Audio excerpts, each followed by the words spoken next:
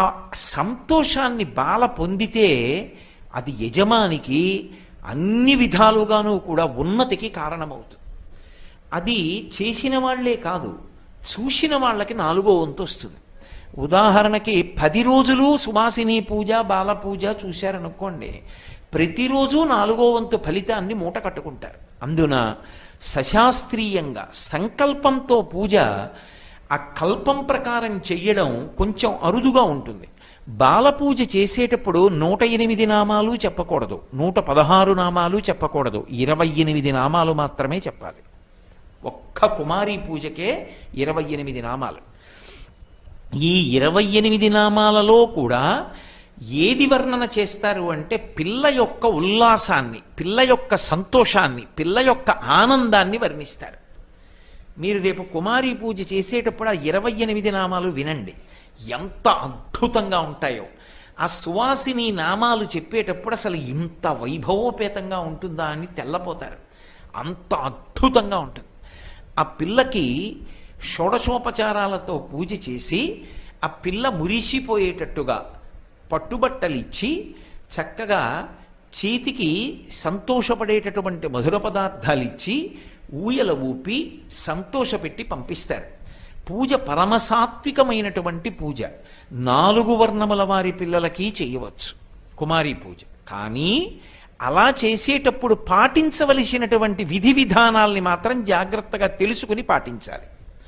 కాబట్టి అటువంటి కుమారీ పూజ ఏది ఉన్నదో అది పరమ శాస్త్రోక్తము, దేవీ నవరాత్రులలో ప్రత్యేకంగా చేసి తీరవలసినటువంటి పూజ.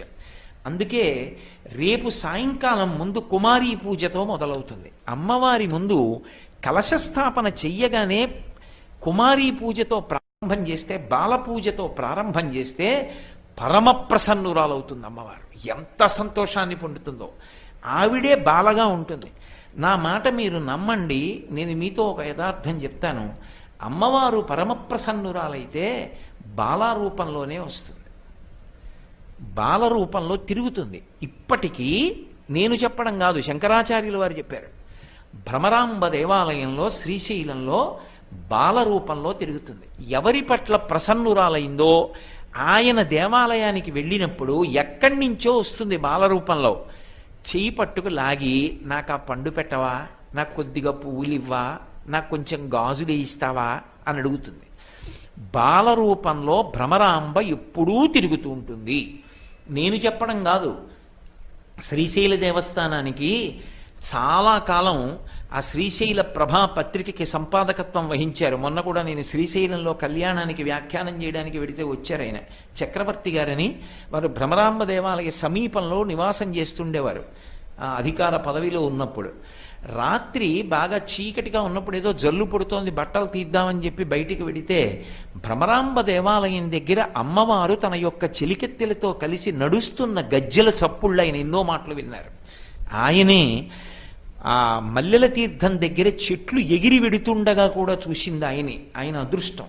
శ్రీశైలంలో అన్ని విచిత్రాలు ఆయన దర్శనం చేయగలిగారు. కాబట్టి భ్రమరాంబ బాలరూపంలో తిరుగుతుంది. అంతవరకు ఎందుకండి, నాకు వేదికల మీద చెప్పడం ఇష్టం ఉండదు కానీ చెప్పేస్తున్నా.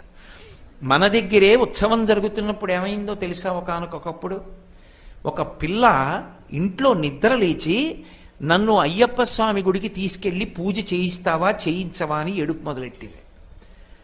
ఆ తల్లిదండ్రులు తెల్లబోయి, ఎలా అకస్మాత్తుగా పూజ చేయించమంటే దానికి ఓ విధి విధానం ఉంటాయి కదా, ఏదో ఇంతమంది కని కదా పూజ ఉంటుంది, ఎలా చేయిస్తాం అని గోపాలకృష్ణ గారి ఇంటికి తీసుకెళ్లారు. తీసుకెళ్ళి, ఏమండి పిల్ల బాలపూజ చేయించమని ఏడుస్తోంది పొద్దుటి నుంచి, ఈ బాలపూజ చేయించండి అన్నారు. గోపాలకృష్ణ గారు బహుశా నన్ను అడిగారు. నేను అన్నాను, అయ్యా బాలపూజ కోసం పిల్ల ఏడుస్తోంది అంటే అమ్మవారు అడుగుతోంది పూజ స్వీకరిస్తాను వచ్చని, వెంటనే తీసుకురండి అన్నాను. మనం ఏదో 8ో 6 ఇస్తాం దానికి అవకాశం యజమానులకు. ఆ రోజు అంత జాగ్రత్తగా జాబితా తయారవుతుంది యజమానులది. ఎలా జరిగిందో తెలియదు. ఒక యజమానికి ఎక్కువ ఇచ్చారు, బాల తక్కువైంది. వచ్చిన వాళ్ళు 80, ఒక బాల తక్కువ, కానీ 90 ఏర్పాటు చేశారు. 90 యజమానులకి దేవస్థానం మాటిచ్చింది, బాల తక్కువైంది. ఎలా? ఈ పిల్ల వచ్చింది పూజకి, వచ్చి ఈ పిల్ల పూజ స్వీకరించి మురిసిపోయి వెళ్ళిపోయింది. బాలారూపంలో అమ్మవారు తిరుగుతుంది. అటువంటి కుమారి పూజ జరుగుతున్నప్పుడు చూస్తే చాలు ఎంత అదృష్ట విశేషం అది. అందుకే రేపు సాయంకాలం నుంచి ఖచ్చితంగా 5:30 అయ్యేటప్పటికీ వేదిక మీద ప్రారంభమైపోతుంది. ప్రదోష వేళలో ఒకరోజు బాలపూజ జరిగితే మరునాడు సువాసిని పూజ జరిగితే ఆ మరునాడు బాలపూజ. అలా రోజు విడిచి రోజు సువాసిని పూజ, బాలపూజ, సువాసిని పూజ, బాలపూజ నడుస్తాయి. ఈ పూజలు చూడడమే చాలు జీవితంలో, అంతకన్నా భాగ్య విశేషం ఉండదు. కాబట్టి చక్కగా మనందరం కూడా పూజలలో పాలు పంచుకుని భగవతి యొక్క పరిపూర్ణమైనటువంటి అనుగ్రహానికి పాత్రులవుదాం. శారదా నవరాత్రుల్లో అత్యంత ప్రధానమైనటువంటి ఉపచారం భగవతి యొక్క పరమ ప్రీతికి కారణమైనటువంటి ఆ ఉపచారం వాహన సేవ. వాహనాలు శారదా నవరాత్రుల్లో తిరిగి తీరాలి. అందుకే మీరు గమనించి ఉంటారు, ఈ శారదా నవరాత్రుల్లోనే వెంకటాచలంలో బ్రహ్మోత్సవాలు కూడా జరుగుతాయి. బ్రహ్మోత్సవాల్లో విశేషమైనటువంటి ఆకర్షణ, ప్రధానమైనది భక్తులందరూ చూడాలని వెళ్ళేది ఏమిటి? వాహన సేవలే. ఆ వాహనాల మీద వెంకటరమణుడు తిరుగుతుంటే చూసి మురిసిపోతారు. పెదశేష వాహనం, చినశేష వాహనం వీటితో ప్రారంభం. పెదశేష వాహనం అంటే 7 పడగలతో ఉంటుంది, చినశేష వాహనం అంటే 5 పడగలతో ఉంటుంది. పెదశేష వాహనం అంటే ఆదిశేషుడు, చినశేష వాహనం అంటే వాసుకి. కాబట్టి ఇటువంటి వాహనం మీద ఈశ్వరుడు తిరుగుతాడు. వాహనం మీద వెడితే ఎందుకంత గొప్ప ఆలోచించండి. వాహన సేవ ఎందుకంత గొప్పదిగా ఇచ్చారు? వాహనం ఎక్కాను అంటే దానికి అర్థం ఏమిటి? ఎక్కడికో వస్తున్నాను అనేనా దాని అర్థం? వాహనం ఎక్కలేదు అంటే దాని అర్థం ఏమిటి? ఎక్కడున్నానో అక్కడున్నాను. వాహనం ఎక్కాను అంటే ఏదో ఒక చోటికి వెడుతున్నాను అని గుర్తు. అందుకే వాహనారూఢుడైన పరమాత్మకున్న గొప్పతనం ఏమిటంటే ఆయనతో కలిసి ఎవరు తిరుగుతున్నారో వాళ్ళందరి దగ్గరికి ఆయన వస్తున్నాడు అని గుర్తు. అందుకు వాహనం వెడుతుంటే నమస్కారం చేయడం, వాహనం వెడుతుంటే వెనక నడవడం అందుకు చేస్తారు. వాహనం వెడుతున్నప్పుడు ముందు కాని వెనక కాని నడిచారనుకోండి, మీరు పరివారం అయ్యారని గుర్తు. ఆయన వాహనం మీద వెడుతున్నాడు అనుకోండి, అందరూ అనుగమించలేరు. ఆయన వెడుతున్నప్పుడు అనుగమించగలిగినటువంటి వాళ్ళు ఆయన ఆంతరంగిక పరివారం మాత్రమే ఆయనతో రాగలరు. మిగిలిన వాళ్ళు ఎలా వస్తారు?